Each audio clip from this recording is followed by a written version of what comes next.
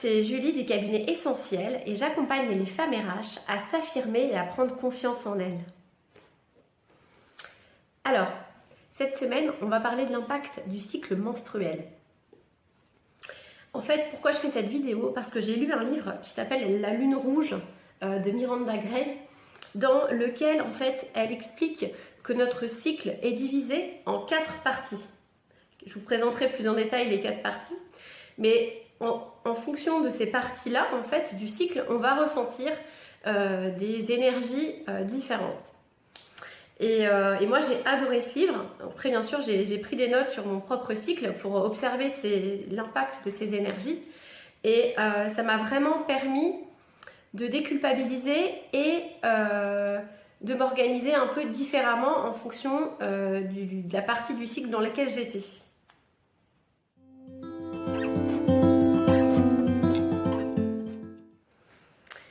Alors, selon Miranda Gray, notre cycle menstruel est divisé en 4 parties.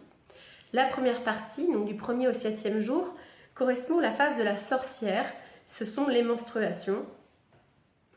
Elle fait aussi un lien avec les saisons, donc correspond ici à la saison de l'hiver.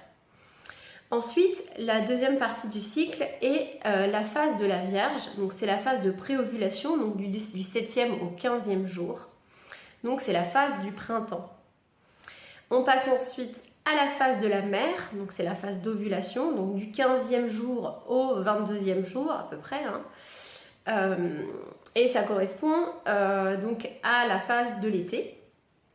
Et enfin, pour terminer, la phase de l'enchantresse, donc c'est la phase de pré-menstruation, donc du 22e au 28e jour à peu près du cycle. Et donc là, on est sur la saison de l'automne.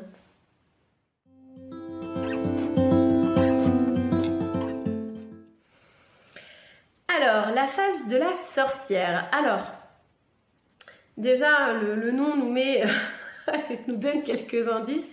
Donc, la phase de la sorcière, ce sont vraiment les menstruations, les règles. C'est une période dans laquelle on est particulièrement sensible. Moi, personnellement, pendant cette phase-là, j'ai envie de me retirer dans une grotte. Et de ne voir personne.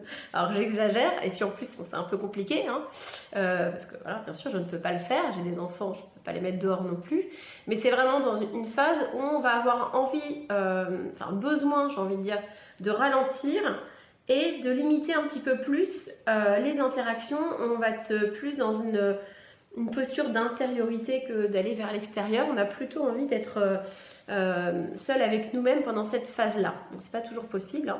Mais en tout cas, moi, ça m'a permis de déculpabiliser aussi.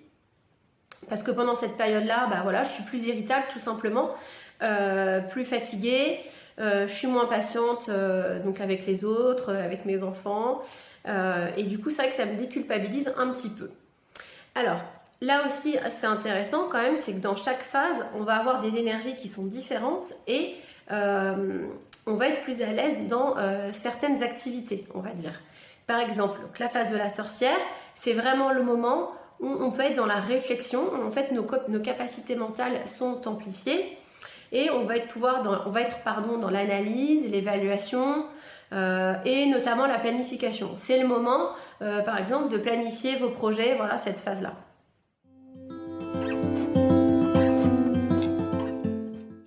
Alors, la phase de la Vierge qui correspond donc au printemps, c'est la période dynamique. Nos capacités physiques sont amplifiées, on a de l'énergie, on est motivé, on est efficace. Donc c'est vraiment la période qui est propice pour être dans l'action, mettre en place des choses et prendre des décisions. Le point de vigilance pendant cette période-là, ça va être notre exigence. Là, pour le coup, on va plus être dans cette sensibilité-là. On va avoir envie de mettre les choses en place, d'y aller. Et du coup, parfois, en termes de communication, on n'est peut-être pas toujours, très diplomate, quoi. Donc, point de vigilance pendant cette période-là. Mais en tout cas, c'est vraiment une période sympa parce qu'on a l'énergie et on y va. C'est aussi la période où vous pouvez avoir plus d'activité physique, etc.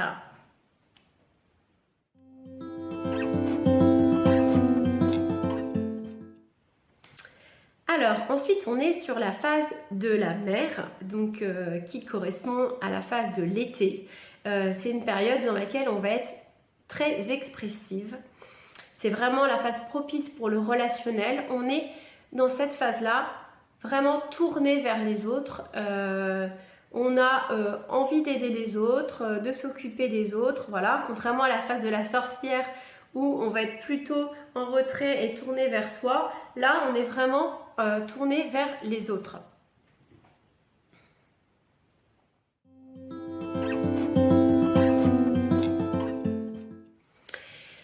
Et enfin, la dernière phase, c'est la phase de l'enchanteresse, donc la phase de prémenstruelle, hein, qui correspond ici à l'automne. Donc ici, on est vraiment dans la période créative. Alors, dans cette période-là, du coup, comme je vous l'ai dit, c'est créatif, donc beaucoup d'inspiration. On va être aussi très perspicace, on va comprendre les choses rapidement. Donc c'est aussi une période qui est assez propice pour optimiser les choses, peut-être réorganiser les choses. Le point de vigilance pendant cette phase-là, prémenstruelle, mais je pense que ça vous le savez déjà, pendant cette phase-là, on va avoir tendance à être assez émotive. On peut avoir aussi un esprit critique un petit peu plus fort. Donc attention dans la communication avec les autres. Mais c'est vraiment aussi une phase dans laquelle nos capacités intuitives sont amplifiées. Donc à cette période-là, n'hésitez pas à vous écouter. Voilà, écoutez votre cœur. Donc voilà, j'ai terminé cette présentation du cycle. J'espère que ça vous a aidé.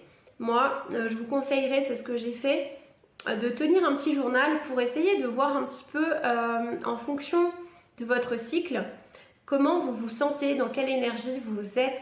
Ça peut avoir aussi un impact, on ne s'en rend pas forcément compte, mais sur par exemple nos tenues. Voilà, est-ce qu'on va mettre des choses plus colorées, des choses où on a envie de porter des choses plus confortables ou de se sentir plus féminine. Notez, vous allez voir qu'en fonction de la période dans laquelle vous êtes, vous n'allez pas vous sentir dans la même énergie et vous n'allez pas vous habiller de la même façon. Vous allez peut-être mettre plus de bijoux, etc. À une certaine période. Donc ça aide déjà à écouter un petit peu son corps, à s'écouter et à déculpabiliser aussi, hein, beaucoup, parce qu'en effet, en fonction du cycle, on ne va pas être dans la même énergie. Donc apprenons à nous écouter. Et puis, quand cela est possible, essayez de gérer votre activité professionnelle en fonction de votre cycle. Alors, je sais que ce n'est pas toujours possible, hein, vous allez me dire. Mais voilà, en tout cas, voilà, si vous pouvez, par exemple, pendant votre phase menstruelle, eh bien, essayez un petit peu de ralentir. Voilà, par exemple. Essayez de prendre des moments seuls, par exemple. Voilà. Alors surtout, n'hésitez pas à vous abonner à ma chaîne, hein, si mes vidéos vous plaisent. Je publie une vidéo toutes les semaines pour les femmes RH. Et sachez aussi que j'ai créé un programme pour les femmes RH pour vous aider à vous affirmer, à prendre confiance en vous, à oser être vous-même. C'est le programme Osez vous révéler. Toutes les infos sont dans la description de cette vidéo. Allez, prenez bien soin de vous et je vous dis à la semaine prochaine.